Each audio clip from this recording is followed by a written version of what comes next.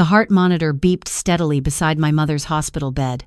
I held her hand, feeling the weakness in her grip that had grown worse over the past 3 days. Her eyes fluttered open, unfocused at first, then landing on my face. "Sarah," she whispered, her voice barely audible over the hum of medical equipment. "Don't let him," but she never finished. Because the door swung open, and my brother Daniel walked in, and in that moment, everything I thought I knew about my family was about to shatter. "Sarah, we need to talk." Daniel's voice was flat, emotionless. He didn't even glance at Mom lying there, struggling for every breath. Outside, now. I wanted to refuse. I wanted to stay right there, holding Mom's hand, the way I'd been doing for 72 hours straight since the stroke. But something in Daniel's expression made me follow him into the sterile white hallway. The fluorescent lights buzzed overhead, and I could hear someone's TV playing down the corridor. A normal Tuesday afternoon at Portland General Hospital. Except nothing was normal anymore. "Look," Daniel said, crossing his arms over his expensive suit jacket. He'd flown in from San Francisco that morning, probably straight from some board meeting. "I know you've been here playing the devoted daughter, but we both know the truth." My stomach clenched. "What are you talking about?" He actually smirked. My mother was dying 20 feet away, and he smirked. "You're not really her daughter, Sarah. You know that, right? You're adopted. Mom and Dad took you in when your real parents died because Mom felt sorry for you. She was friends with your biological mother or something. I was 6 when they brought you home like some charity case." The floor seemed to tilt beneath my feet. I grabbed the wall for support. "That's not—" "It is true. Check the records if you don't believe me." Daniel pulled out his phone, started scrolling through something. "I found the paperwork last year when I was helping Dad clean out the attic. Adoption decree dated December 1993. You were 6 months old." My mouth had gone dry. I searched his face for any sign he was lying, any hint of the brother who used to push me on the swings at Richmond Park when we were kids. But that person wasn't there. This was someone else entirely. "Why are you telling me this now?" My voice came out small, broken. "Because Mom's not going to make it through the week, and I don't want any confusion about what happens next." He slipped his phone back into his pocket. "You're not entitled to anything. The house, the accounts, the investments, that all goes to me. I'm the real son. You were just a pity project that went on way too long." Tears burned my eyes, but I refused to let them fall. Not in front of him. Mom loves me. She's told me that my entire life. Mom felt obligated to you. There's a difference. Daniel checked his watch, like this conversation was just another item on his busy schedule. "Look, I'm not trying to be cruel. I'm just being realistic. The lawyer will contact you after the funeral, but don't expect much. Maybe some personal items, jewelry, stuff like that. But the real assets? Those stay in the family.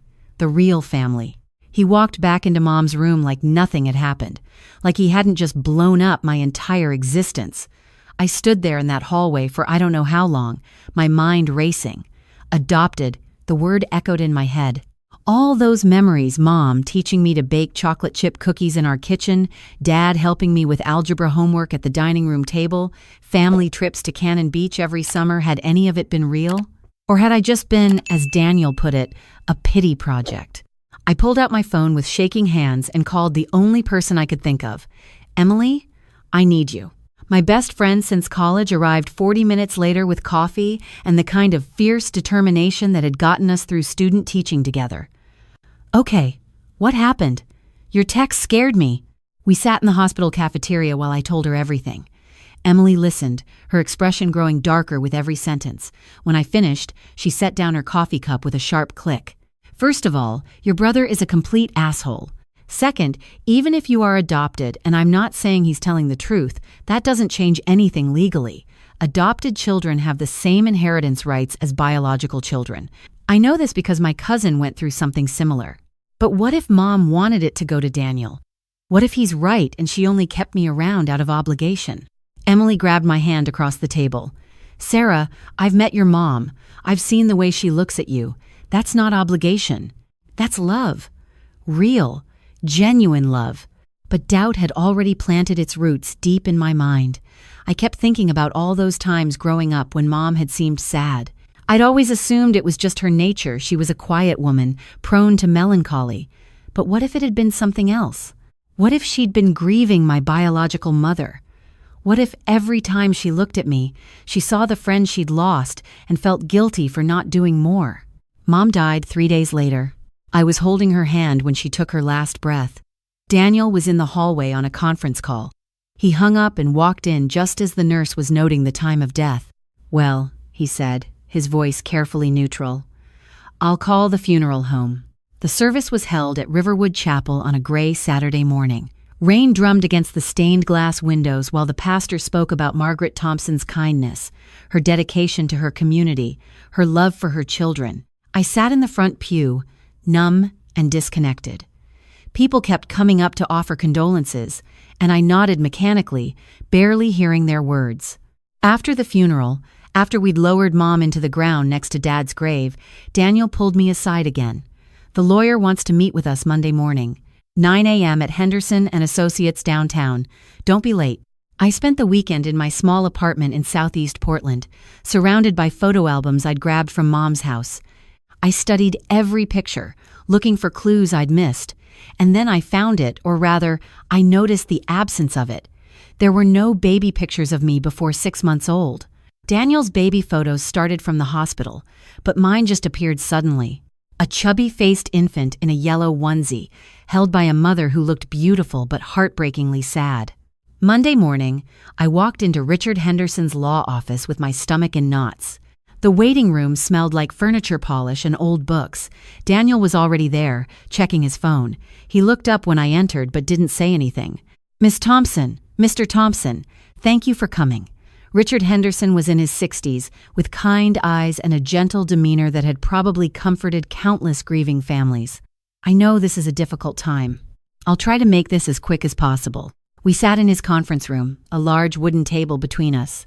Henderson opened a file folder, adjusted his glasses. "Your mother revised her will 6 months ago. She came to me specifically to make these changes, and I can assure you she was of completely sound mind when she did so." Daniel leaned forward slightly. I could see the anticipation in his posture. He thought he'd won.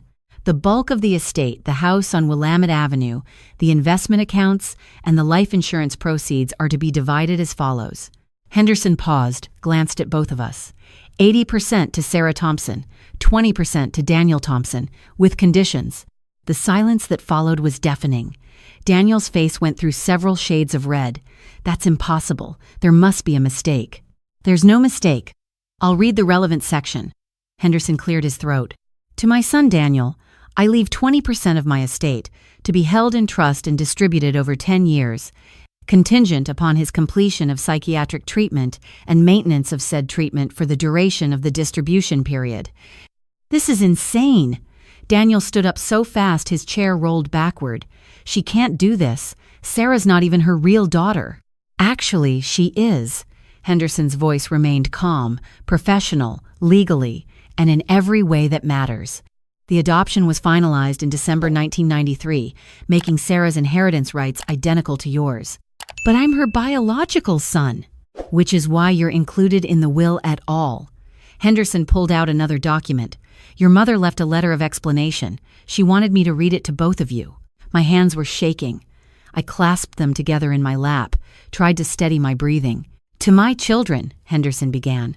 "If you're hearing this, I'm gone, and Richard is helping you navigate what I know will be a difficult situation. Daniel, I love you. I have always loved you, from the moment you were born. But I also know you've struggled with things that you've refused to address. Sarah, my darling girl, you are and have always been my daughter in every sense of the word." I felt tears sliding down my cheeks. "Sarah came into my life when I was drowning in grief. Your father and I had been trying for another child, and I'd had 3 miscarriages in 2 years. I was depressed, lost. Then my best friend Jennifer died in a car accident, leaving behind her 6-month-old daughter. Jennifer's husband had died 2 years earlier. There was no one else. I took Sarah in, and she saved my life. She reminded me that there was still beauty and joy in the world." Henderson paused, took a sip of water. Daniel stood frozen by the window, his back to us. "Daniel, when you were 13, you did something terrible. You pushed Sarah down the stairs. She was 7 years old, and you pushed her hard enough that she broke her arm and suffered a concussion. When I confronted you, you showed no remorse. You said you did it because you were tired of her being around. Your father and I got you into therapy immediately, but you refused to participate. The therapist diagnosed you with conduct disorder, which often develops into antisocial personality disorder in adults. We tried everything, different therapists, different approaches, but you were charming enough to convince everyone you were fine, and we couldn't force you to get help. I remembered that fall. I'd always thought I'd tripped. Mom had told me it was an accident, that the stairs were slippery. But now pieces were clicking into place the way Mom had watched Daniel around me after that, the way she'd made sure we were never alone together, how Daniel had gone to boarding school the following year. Sarah, you need to understand that you were never a burden or an obligation. You were my gift, my light in the darkness. I loved you from the moment I held you, and every day since has only deepened that love. Daniel is my son, and I love him too. But I cannot in good conscience leave him resources that he might use to hurt others or himself. The trust is my last attempt to help him, to require that he finally gets the treatment he's needed for so long. Henderson set down the letter. There's one more thing. Your mother left a safety deposit box key. She instructed me to give it to Sarah and Sarah alone. Box 247 at First National Bank. I walked to the bank in a daze. Emily had offered to come with me, but I needed to do this alone. The bank manager led me to the vault, and I opened box 247 with trembling hands. Inside was a smaller box, and inside that was a USB drive, some old photographs, and a journal. I took everything to a private viewing room and pulled out my laptop. The USB drive contained videos, lots of them. The first was dated the 15th of May, 2000. I clicked play. Mom appeared on screen, younger, sitting in what I recognized as her bedroom at our old house. If you're watching this, Sarah, it means I'm gone, and you've probably heard some version of the truth from Daniel. Her voice was steady, but I could see the pain in her eyes. I wanted you to have the complete truth, not filtered through anyone else's perspective. She talked for 20 minutes, explaining everything, how Jennifer had been her best friend since college, how they'd stayed close even when life took them in different directions, how devastated she'd been when Jennifer died, leaving behind baby Sarah with no other family. I didn't adopt you out of pity, Mom said, looking directly into the camera. I adopted you out of love. You were Jennifer's daughter, yes, but from the first moment I held you, you became mine, my daughter, my heart. I need you to know that. The video ended. I sat there crying, letting 26 years of emotion pour out. Then I clicked on the next video. This one was dated the 3rd of July, 2000, 2 months after the first. It was security camera footage. Our old staircase.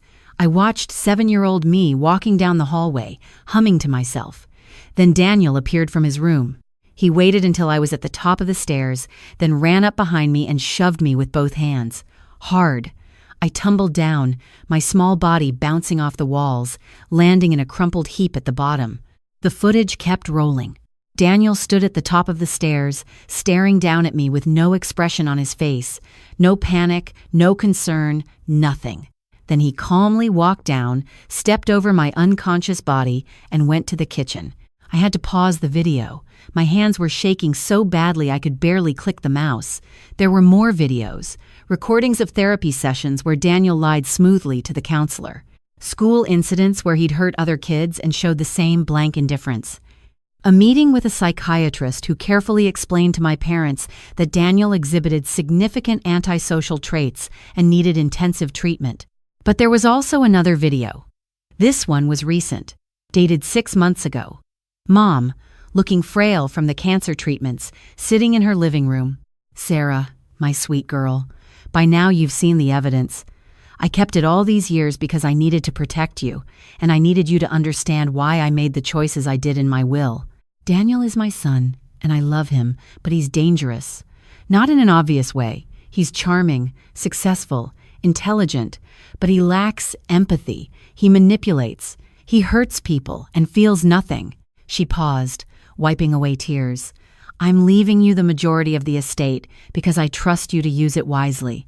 I know you'll honor Jennifer's memory. I know you'll make the world a little bit better. the way you've made my life infinitely better for the past 32 years. You are my daughter, Sarah.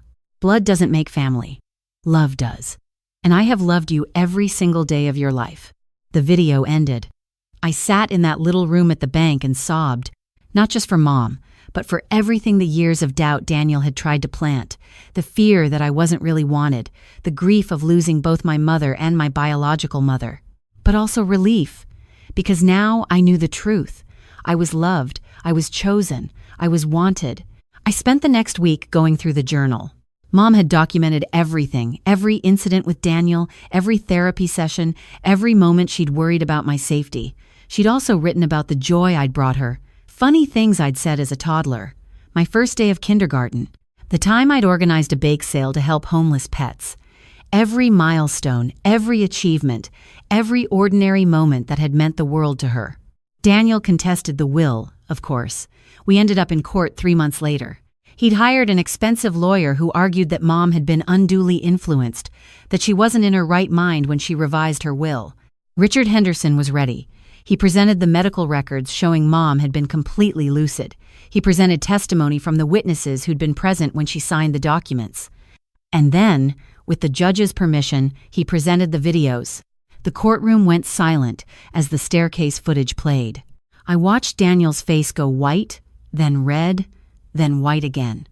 His lawyer tried to object, but the judge overruled him. This was evidence of exactly why Mom had made the choices she did. When it was over, the judge upheld the will exactly as written. Daniel's lawyer tried one more argument. "Your Honor, these incidents happened over 20 years ago. My client was a child. Surely, your client was offered treatment multiple times and refused." The judge interrupted. "The trust provision gives him access to his inheritance if he complies with treatment now. That seems more than fair to me." The gavel came down. It was over. I haven't seen Daniel since that day. I heard through mutual acquaintances that he moved to New York, started over. I don't know if he ever got the treatment Mom hoped he would. Part of me hopes he did. Part of me doesn't care. I sold Mom's house but kept most of her things.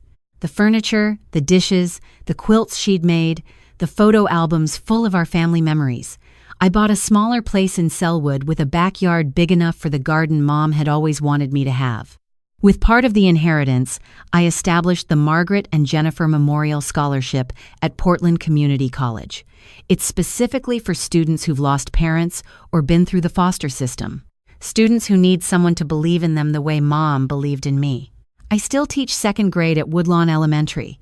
The kids call me Miss Sarah, and I love them with the same fierce protectiveness Mom loved me with. Every day, I try to honor her memory by being the kind of person she raised me to be. Sometimes I pull out the USB drive and watch those videos again. Not the ones of Daniel, I've only watched those once, and once was enough, but the ones of Mom talking to me, telling me I was loved, telling me I was chosen, telling me that family is built on love, not blood. I'm adopted. I know that now, but I also know something more important. I was my mother's daughter in every way that mattered. She chose me, loved me, protected me, and nothing, not DNA, not Daniel's cruelty, not doubt or fear can ever change that truth. The last time I visited her grave, I brought lilacs from the garden. They were her favorite. I set them on the headstone and sat in the grass, feeling the spring sun on my face. "Thank you," I whispered. "For everything, for choosing me, for loving me, for being my mom." The wind rustled through the trees, and for just a moment, I could have sworn I felt her hand on my shoulder, the way she used to rest it there when I was little and needed comfort. The way a mother touches her daughter. The way love speaks without words.